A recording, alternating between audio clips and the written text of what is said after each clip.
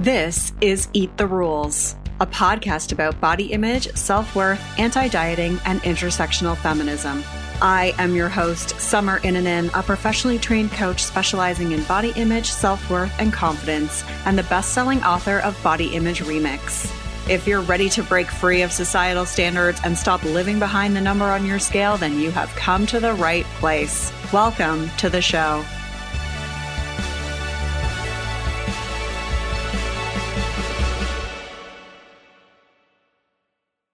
This episode of Eat the Rules is brought to you by You on Fire. You on Fire is the online group coaching program that I run that gives you a step-by-step way of building up your self-worth beyond your appearance.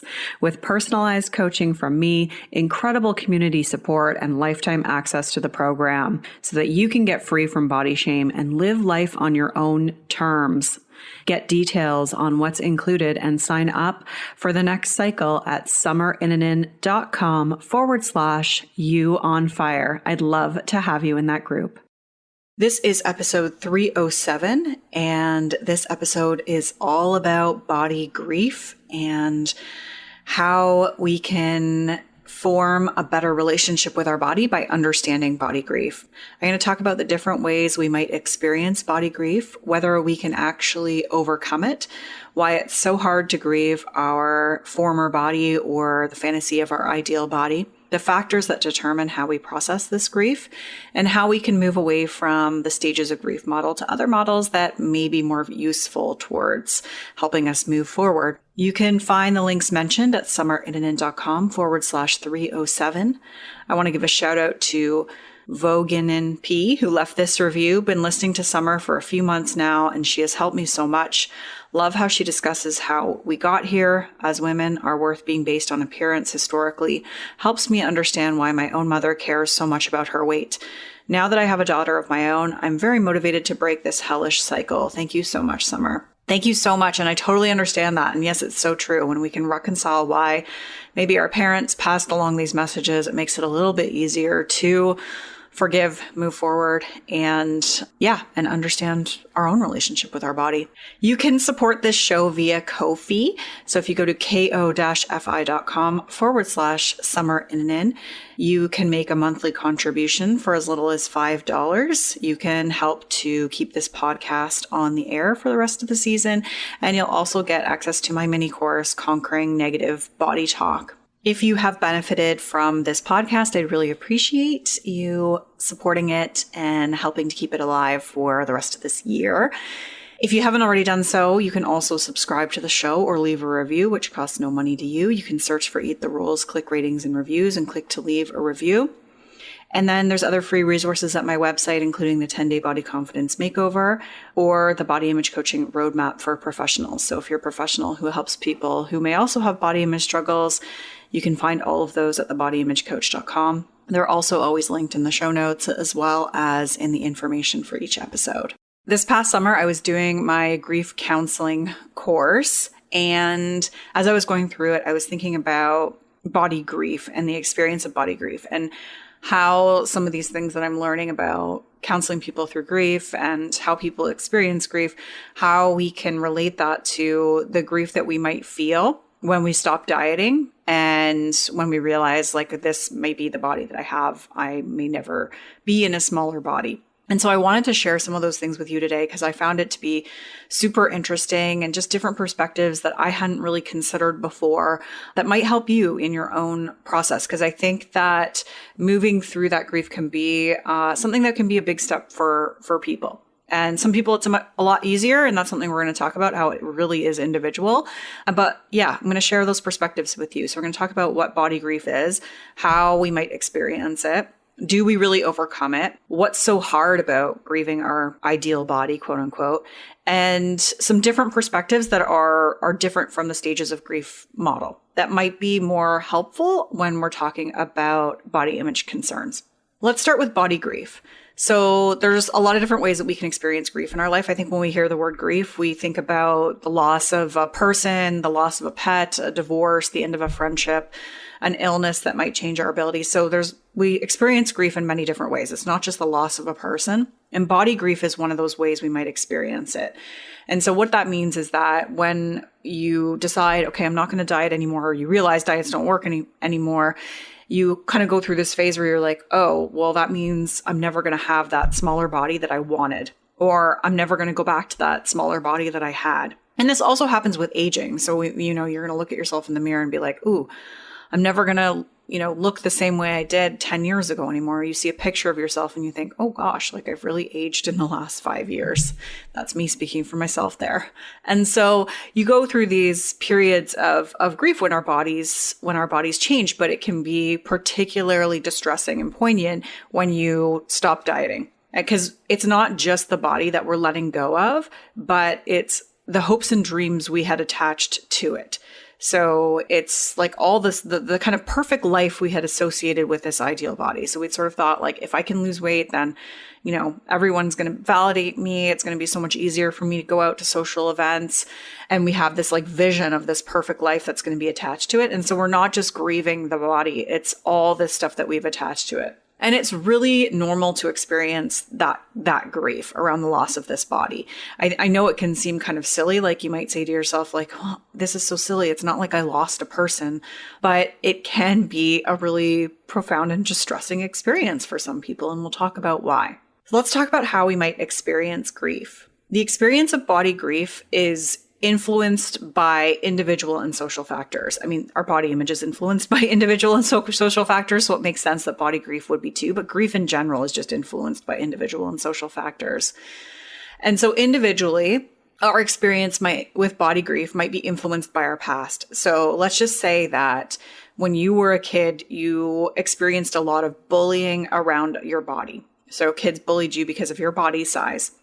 And that was a really traumatic, difficult experience for you. And therefore, the idea of gaining weight or being in a larger body might feel particularly troublesome for you because you've had this past experience that was so hard for you. It might influence feelings of inadequacy or self-consciousness or sadness or frustration. And so it's influenced by our individual experiences that we've had before in our body. And it's also influenced by social factors too. So things like weight discrimination, racism, ableism, ageism, et cetera, depending on your identity and the forms of oppression that you experience, that may also influence the body grief that you experience.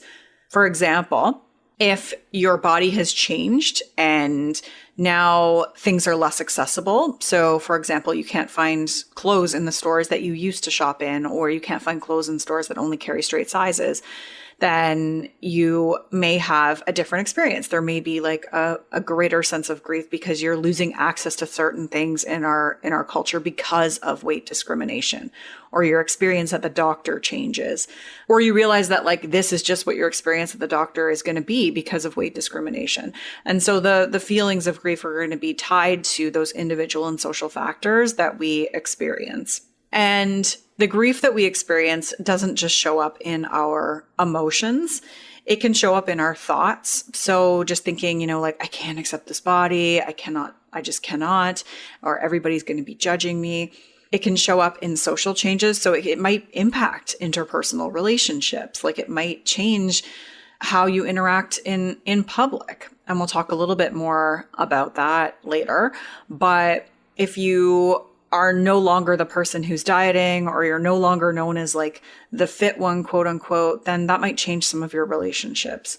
Or if you've lost straight size privilege, then that might change how your interactions go with certain people.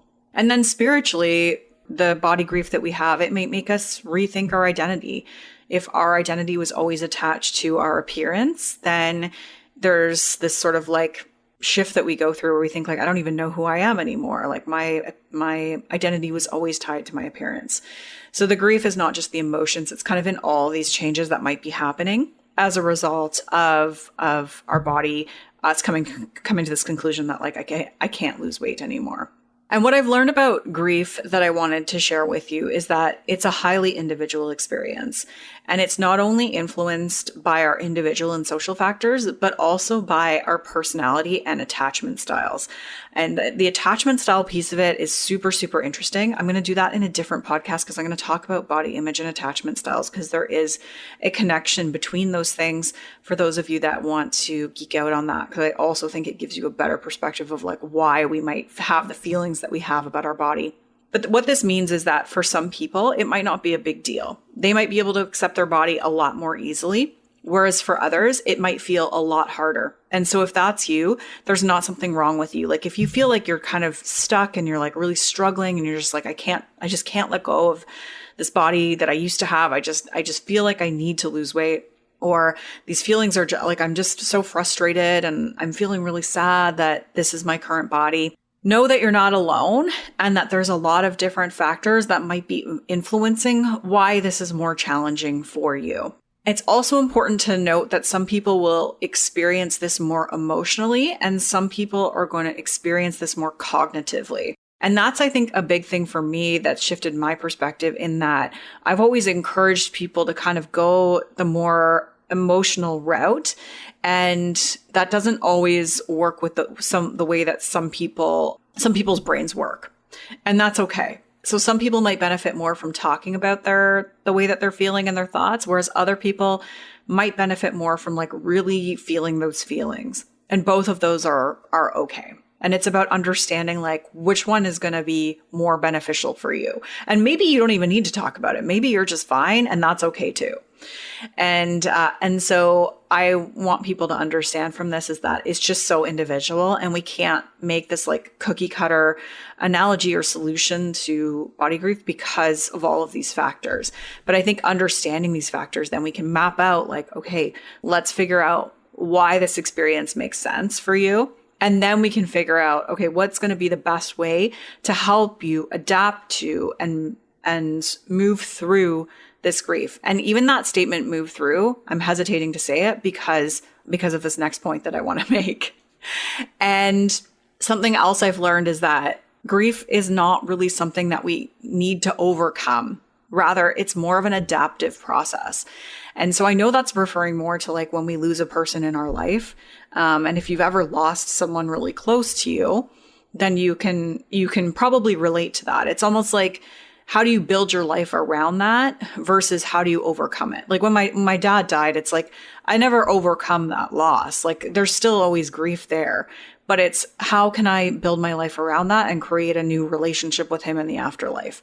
And so it's the same thing with our body grief, I think.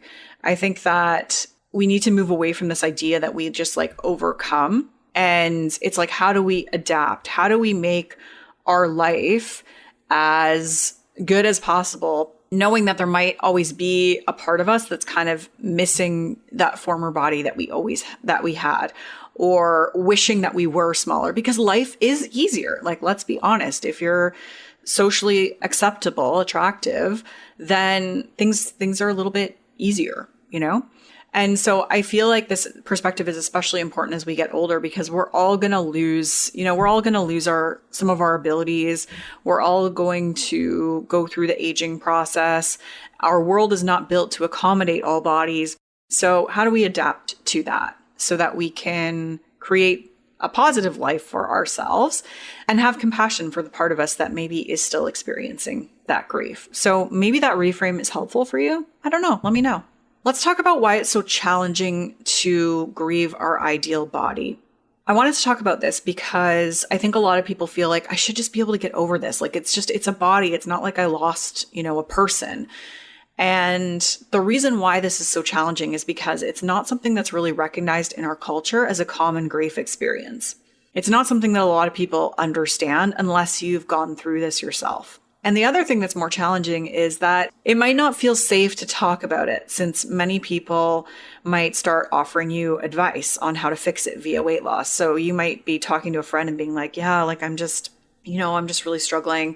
I just wish that I was thinner like I was before. And your friend might be like, well, you should just try these new supplements, or you should just go and take weight loss drugs, and so that's not helpful at all, right? And so sometimes we might feel like, well, I can't even talk about it because it's not a safe thing to talk about with most of the people in my life. We might also feel embarrassed to talk about it because culturally we're made to feel like we've failed if we've gained weight or we can't lose weight. And so I think that's another huge piece. It's like, there's a sense of failure around that and sense of like shame and humiliation that we haven't succeeded at weight loss, when the reality is that 95% of people don't. They gain the weight back plus more. But for some reason, we still, it's still really hard to reckon with that.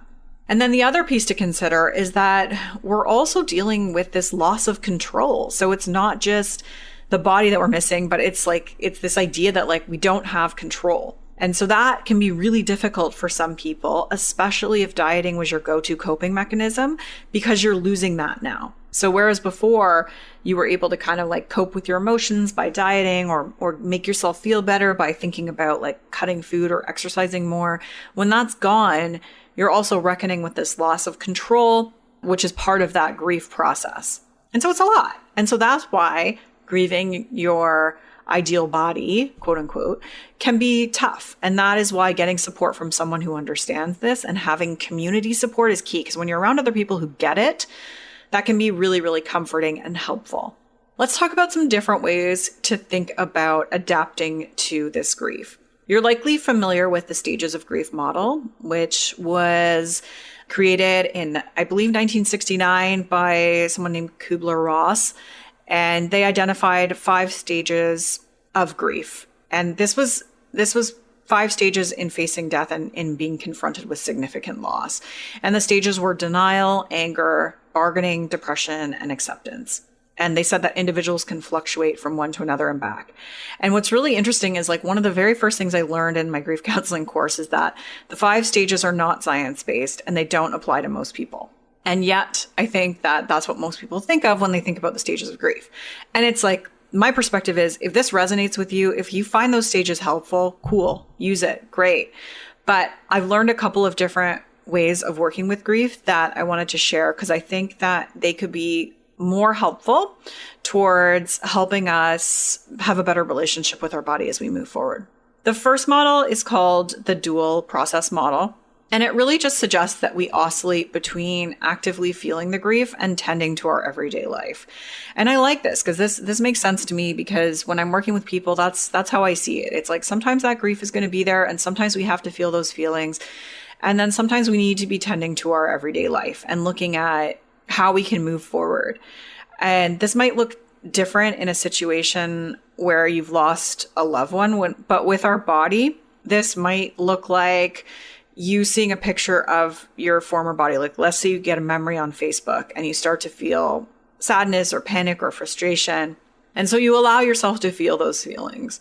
And simultaneously, you also spend time adjusting to living life in the body you have now. So you also might spend time trying to work on feeling better in pictures in the body that you have now. So you're actively working on that adaptation. Okay, this is my body.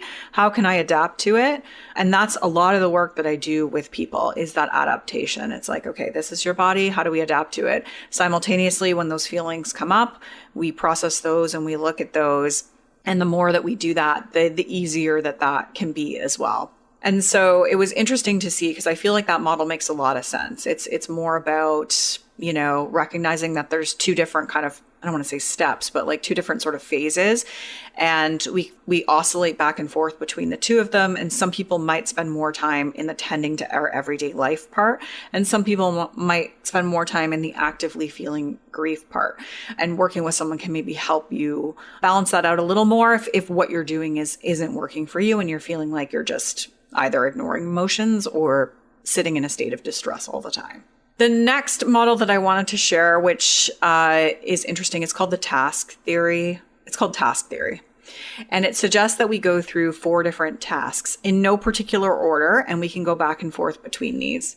The first one is acknowledging the reality of the loss, both intellectually and emotionally. And so that might, in the case of our body, this might look like, okay, I can't diet anymore, and this is my body, and this might be hard. And we're kind of reckoning with that loss of control. We're reckoning with the reality of like, okay, I'm not going to be that thinner body that I always wanted to be. The second task is processing the pain. So acknowledging the feelings that are coming up around that. This third task is adjusting to our new world. And this means adjusting socially, internally, and perhaps spiritually. So understanding, okay, what's my identity now that I'm not the person who was always like the attractive one, quote unquote, or the healthy one, quote unquote, or the younger one, quote unquote. Adjusting socially. So, okay, maybe my social experiences are going to feel a little bit different and I'm afraid of people judging me. How can I adjust to that? How can I work through that?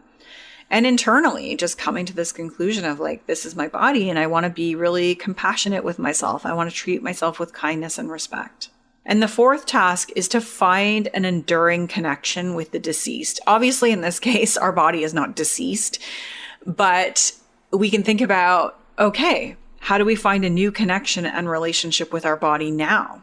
How can we connect with the body that we have now and show it respect? How can we start to become more embodied? So this might look like self-care, embodiment, or somatic work. How can I know that who I am is not tied to how I look? And so I like this task theory. I think I like these because I feel like this is what I do when I'm working with people. And I was like, oh yeah, this makes sense. This is what I do. And so, but maybe it's just a different way to think about it, right? We don't have to go through certain stages or phases. We can find what works for us. And there's different models and there's different theories. And to be honest, like, I think it's just more individual about like, what's resonating with you? What do you feel works for you? But if you feel like you're kind of stuck in that stage or that state of like body grief and you're really missing it, hopefully you've taken away a new perspective from this, because I think that it certainly helped me kind of adopt new perspectives as someone who supports people with this. And then the last thing I wanted to mention is that we can also look for ways to find meaning. So in a lot of the work that I read in the grief counseling course, this idea of finding meaning in loss was really important. And so how do we find meaning in the fact that we're not dieting anymore? And so for me, that meant doing the work I'm doing now. So I channeled that whole experience into helping others with similar struggles. Now, for you, that might not be the case, but maybe it looks like learning about fat activism, looking at the political aspects of body liberation. Maybe it looks like raising your child to have a better relationship with their body. Like maybe that's the meaning that you make from it. You're like, oh, now I can give my child a better relationship with their body, or another, little human in your life. Or it might just be that the meaning is like, okay, I have this time and energy that I didn't have before that I've regained because I'm no longer dieting. And I can do that to do things that are more meaningful to me, or I can just be more present in the things that I'm already doing. And so I don't think you need to get caught up in like finding that meaning, but that is maybe something down the road that you can consider and think like, well, how do I make meaning out of this? Because that can be really helpful. And so the last thing that I want to mention is that we're going to talk in a later episode about body image and attachment styles and how our experience of body grief might be influenced by those attachment styles. But for now, to summarize this episode, our experience with body grief is highly individual and it can impact us socially, internally, and spiritually. It can be really hard to experience this for some people because it's an isolating experience and we're made to feel like it's our fault. And it's not a linear path. We don't necessarily overcome it. Rather, we want to adapt to it. And it involves not only experiencing the thoughts and emotions, but building our life in this here and now body. And so I hope that you enjoyed this episode. If you have any questions on that, definitely let me know. I have another great episode where we talk about body grief as well. Episode 244 with Hilary Canavy and Dina Sturdivant called Reclaiming Body Trust. I'll link to that in the show notes. They talk a lot about that in their book, Reclaiming Body Trust, which is really great as well. I hope you enjoyed this one, first body image series of the season, and I look forward to doing some more of these. Don't forget, if you've benefited from this podcast, to support it via Ko-fi, go to ko-fi.com/summerinanin. Thank you so much for being here today and listening. You can find the show notes for this episode at summerinanin.com/307. I'll talk to you soon. Rock on. I'm Summer Inanen, and I want to thank you for listening today. You can follow me on Instagram and Facebook at Summer Inanen. And if you haven't yet, go to Apple Podcasts, search Eat the Rules, and subscribe, rate, and review this show. I would be so grateful. Until next time, rock on.